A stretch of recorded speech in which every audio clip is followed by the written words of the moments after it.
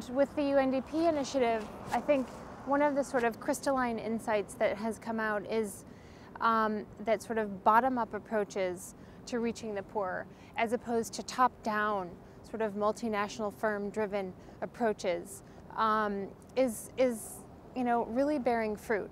Reaching the bottom of the pyramid through bottom-up approaches is what I'm trying to emphasize. I'll start with Vitagas, which is a private company that was initiated by two nonprofit organizations, one in Seattle and one in Maputo, Mozambique. And the initiative was focused on achieving healthcare for an underserved area in northern Mozambique, which is a very poor region that is lagging behind sort of other health indicators in Mozambique itself.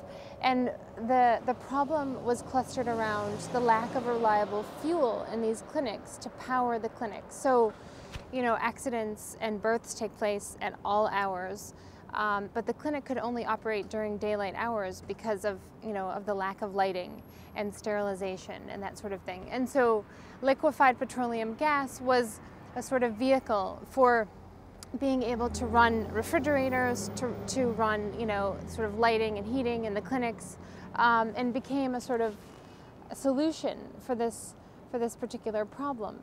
And on the back of these health clinics and these sort of investments in health that these partners began to make, they decided to start this private company that would then be the sort of sustainable solution to keep this running. So this private company would subsidize the health clinics in northern Mozambique. And so then the question became, well, how do we underpin this with a private sector approach and a company that will achieve profits, over the long term?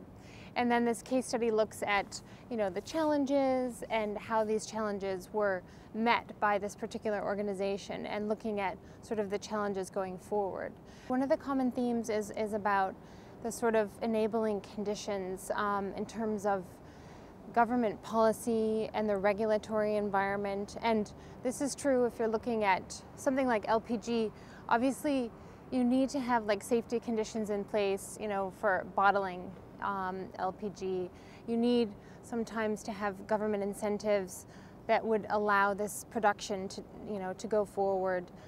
It's true for something like starting the distribution of essential medicines by a private sector company. What is the regulatory environment? What is the enabling policy environment? And what are the legal, what is the regulatory and legal framework?